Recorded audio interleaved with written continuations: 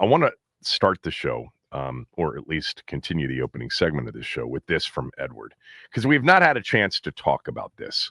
I did talk about this yesterday on my podcast with Tommy, and there was a lot of response to it, and we can talk about it right now because just too much of our own draft to be concerned with than the rest of it. But it comes from Edward.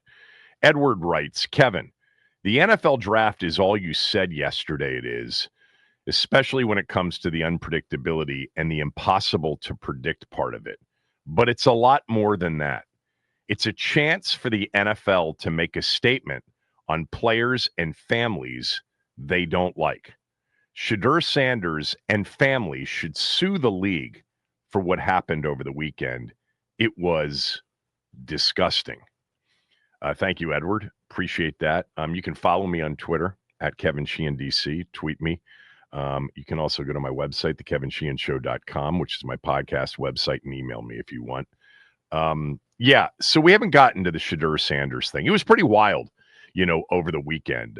He was, going into the draft, a couple of months ago, considered to be a lock to be a first-round pick. And then as we approached the draft, it became pretty apparent that the league's evaluation of Shedeur Sanders was not necessarily the same evaluation outside analysts and outside mock drafters were giving Shedeur Sanders, because we went from, is he potentially a top 3 pick with either Cleveland or the Giants picking at 2-3 after Cam Ward. And look, Cam Ward wasn't always the default number 1. There was a time during this season where Shedeur Sanders was considered to be a possibility to go number 1 overall. And we're not talking about like the year before. The year before, Shedeur Sanders was absolutely a consensus pick to be the number 1 quarterback anyway, taken in the draft. Travis Hunter and Abdul Carter were always supposed to go really high in the draft, even if you look back 6 months or a year ago. This was not necessarily a Sam Howell situation where, remember, Sam Howell, the year before he came out, was predicted to be a very high draft pick, a very high first rounder. Some even had him number 1 overall, and he ended up going in the 5th round, if you recall. This was, Shedeur Sanders kind of falling from the perch of a potential number 1 to then it became clear that Cam Ward would be the number 1 pick in the draft, which, by the way, I think made a lot of sense in terms of the first quarterback taken in the draft. And then, as we got into the final weeks before the draft, you started to hear, well, the Giants and the Browns are not going to take Shedeur Sanders because Abdul Carter and Travis Hunter are, kind of generational prospects, or however, you want to describe them. Very, very strong draft prospects and just better, surefire things than Shedeur Sanders. And then it, all got focused on, oh, wow, New Orleans is going to benefit from this. They picked 9. They need a quarterback. Derek Carr is hurt. And by the way, he is hurt, and he confirmed that the other day. It'll be interesting to see what New Orleans does. They took Tyler Shook in the draft. I don't know if he'll be the starter, or perhaps it's Spencer Rattler. I don't know. New Orleans is in a heap of trouble. Cap issues, depth issues. They've got some good players, but Kellen Moore is going to struggle there, you would think, for a while. But anyway, then it was, well, New Orleans is like, nah, they don't want Shedeur Sanders. So then it became Pittsburgh at 21. Pittsburgh doesn't have a quarterback. Although I was reading something yesterday after the show. They like Mason Rudolph. And when I say they, the players apparently really like Mason Rudolph as their quarterback. Mason Rudolph has played in a bunch of games for the Steelers, in recent years. He was actually last year not in Pittsburgh. He was in Tennessee, not in Pittsburgh. But apparently they like Mason Rudolph a lot. 28. I went back to see when Mason Rudolph was picked in what draft, because quarterbacks, man, you don't know. Geno Smith, Baker Mayfield. We've had so many examples of quarterbacks being completely counted out. Now, Mason Rudolph was not the prospect that Baker Mayfield was, who went number 1 overall. Mason Rudolph went in the 3rd round of the 2018 draft to the Steelers. He is 29 years old, but he will be 30 when the season starts. But I was reading something where the Steelers are okay if they don't get Aaron Rodgers. And there's still a possibility if Rodgers decides to move on and retire that Kirk Cousins could be the Steelers' move. But in reading this story out of Pittsburgh, it was like the players love Rudolph, the coaches love Rudolph. Come on, man. You can't go into a season with Mason Rudolph as your starting quarterback, can you? I don't think you can. They drafted, by the way, the Ohio State quarterback, Will Howard. I don't think he is, certainly not as a rookie. He's not going to be, I don't think, a starting quarterback, but, who knows? Anyway, back to, Shedeur. So the 21st pick was thought to be, well, he's not going to get by 21. His over-under on draft position, odds-wise, went from 9.5, which was the New Orleans spot for several months, to 21.5 as we approached last Thursday, which was the Steelers' position. And everybody said, look, if the Steelers don't take him, he's not going to get picked in the first round. And then it'll be, unless somebody trades back into the end of the first round. That was the discussion, right? If somebody trades back into the end of the first round, fine. But if not, it's going to be at the top of the second round. It's going to be, Cleveland at the top of the second round because they had 2 picks to start the second round after they traded with Jacksonville. There was the possibility of the Saints at 40 overall in the second half, but the Steelers didn't have a second round pick. Nobody thought that he would get past the second round.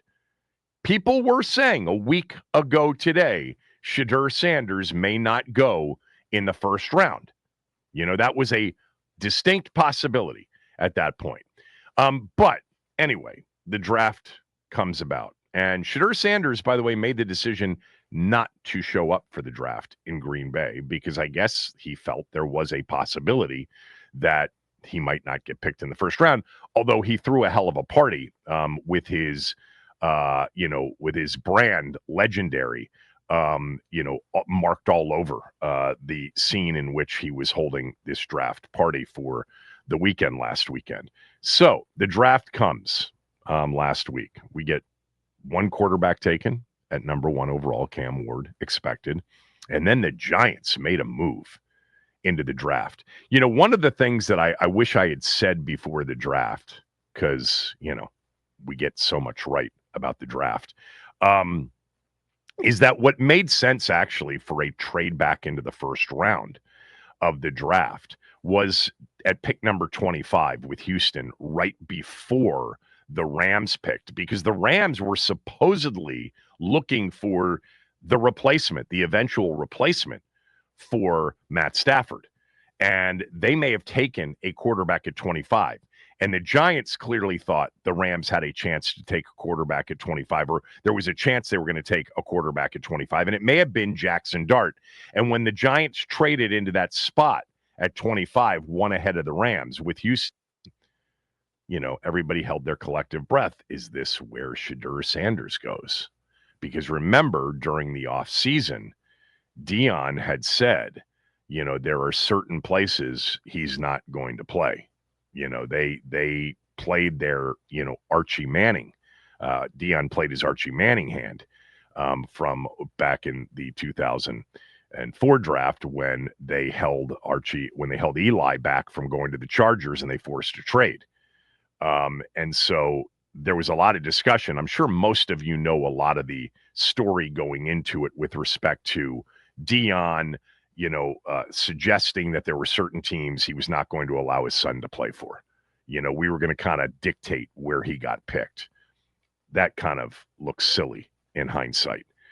But anyway, the Giants jumped up and they took Jackson Dart in the first round, quarterback Ole Miss. And then you just started to see quarterbacks come off the board on night 2.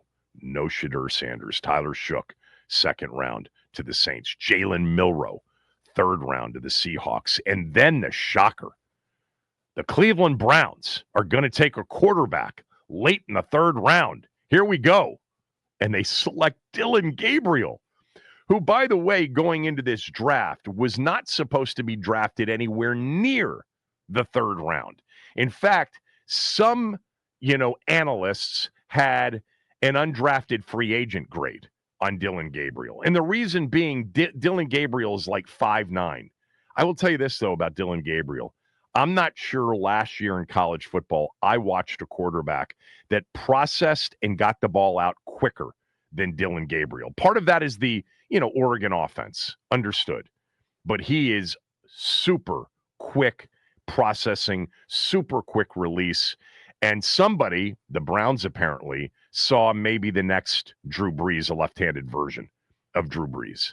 So they took Dillon Gabriel, and then night 2 ended, and Shedeur Sanders was still on the clock. Well, he's got to get picked early in the 4th round, right? Nope. He didn't get picked until the 5th round by the Cleveland Browns after they picked Dillon Gabriel. Oh, by the way, Cleveland traded up to pick 144 to select Shedeur Sanders.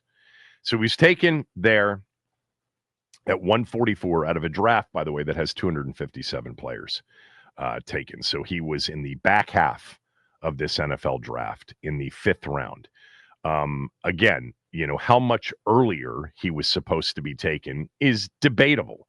But it's clear as we approach the draft that the teams were on a different page than the mock drafters and some of the analysts out there. I personally think by the time we'd gotten to Thursday, there was a consensus that he might not be picked in the 1st round. There was a media consensus, which was starting to agree with the NFL, front office consensus.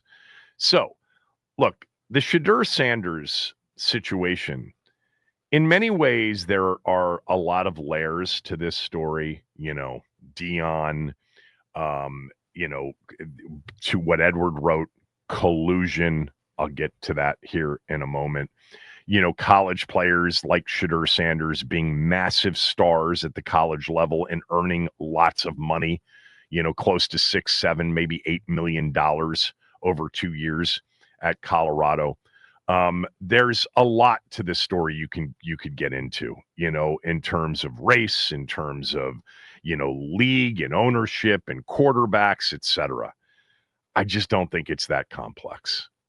I think there are a lot of layers that are worth, going into and contemplating. And I've done that over the last several days.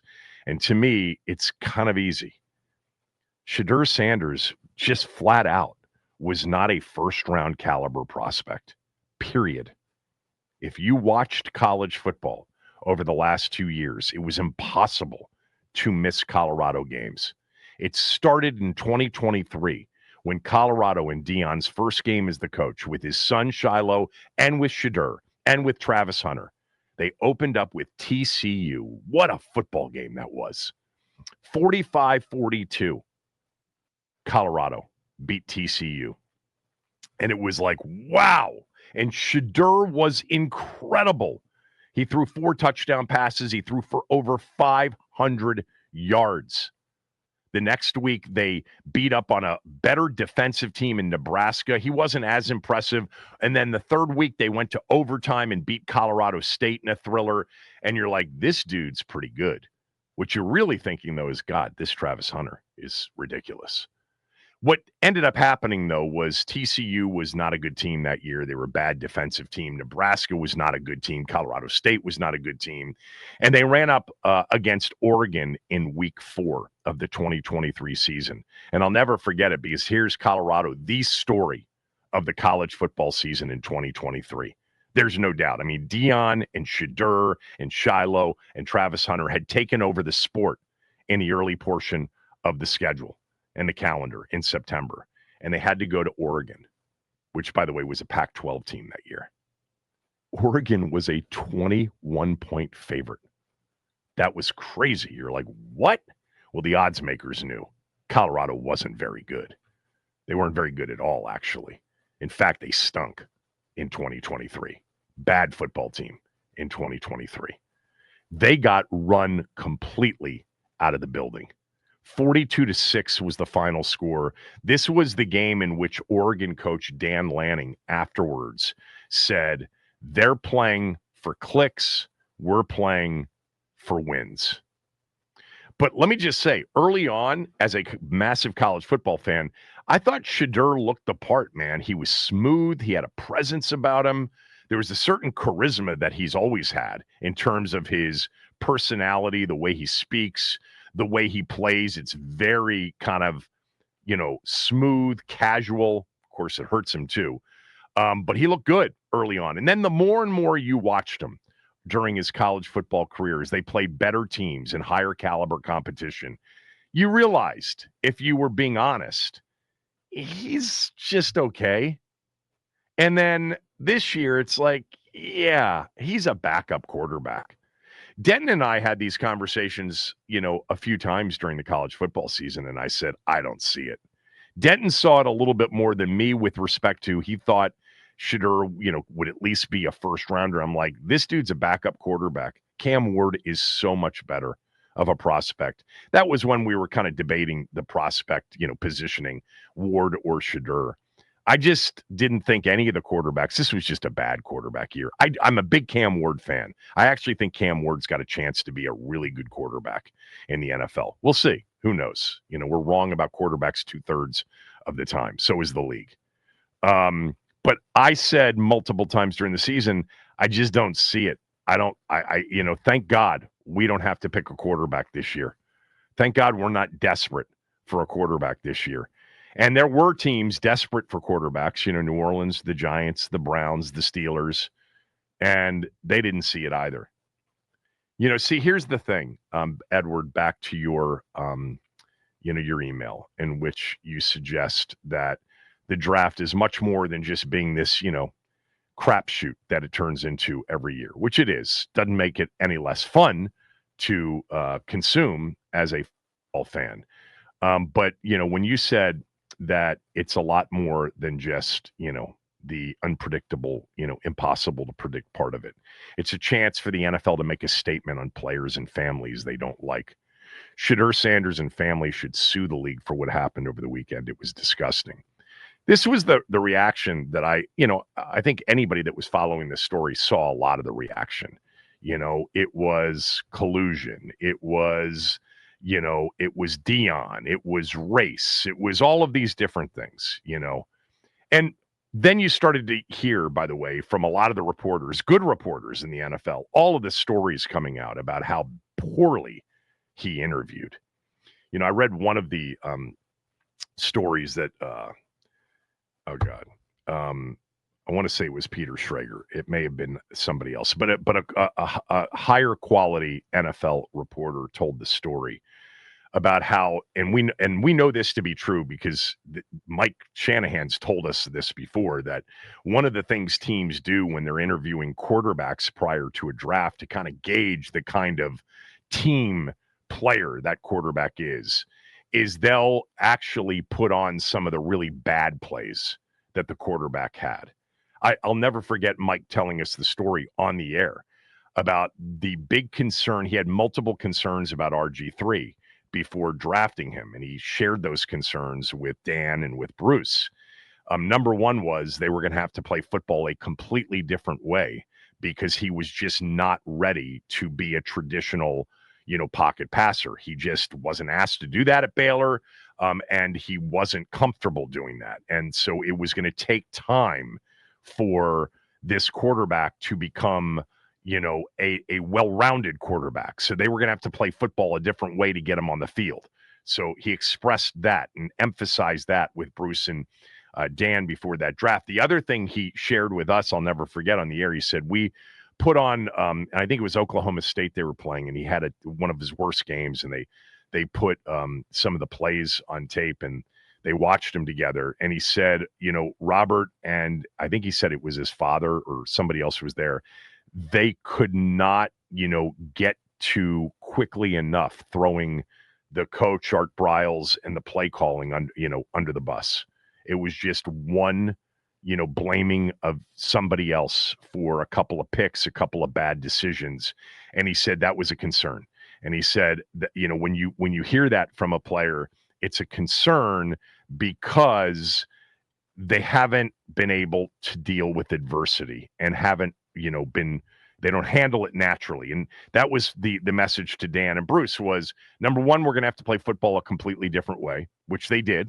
They went to, the pistol, and they used RG3 as a true dual threat quarterback his rookie year, which had never been done in the NFL, not to the extent to which Washington had done it. And number two, they were really concerned about what would happen and how he would handle adversity.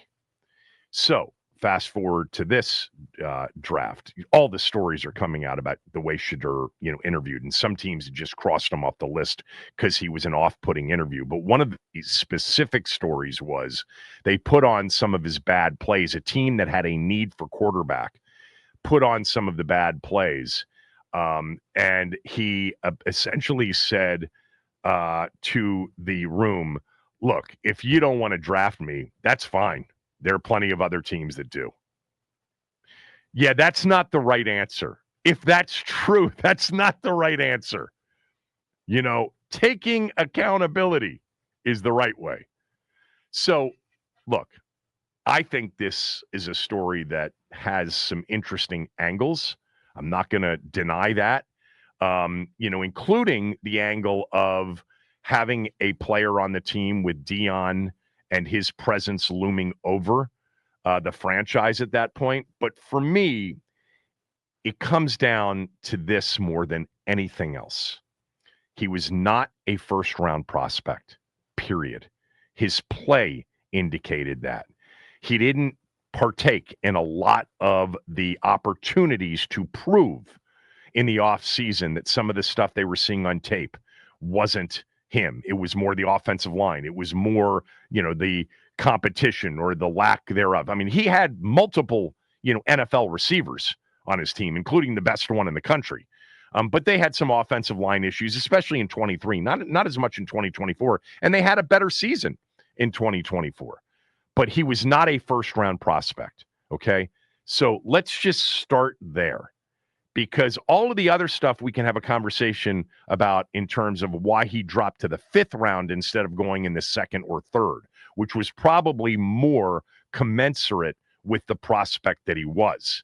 But you have to understand that if you watch this player and the NFL, was telling everybody basically, I don't think so. And we got that as we got closer to the draft. They just didn't see him as a first-round prospect because he wasn't a first-round prospect. Now, should all of those quarterbacks have been taken before him? Should we have seen, here's the number. 1, 2, 3, 4, 5 quarterbacks, Ward, Dart, Shook, Milroe, and Gabriel taken before Shedeur Sanders? Was he a better prospect than Dillon Gabriel? Actually, I think he probably was, but Dillon Gabriel had certain facets of his game that were clearly more advanced than Shedeur Sanders. Shedeur Sanders took way too many sacks, held onto the ball way too long, did not process quickly. I thought he had good pocket presence. He also didn't have great arm strength, and he also was not the athlete his father was. Nowhere near the athlete Cam Ward is, or obviously not the athlete Jalen Milroe is. But you start with this, and I don't think this is actually debatable. He wasn't a first-round prospect. So then you go to this. You go to, is the juice worth the squeeze?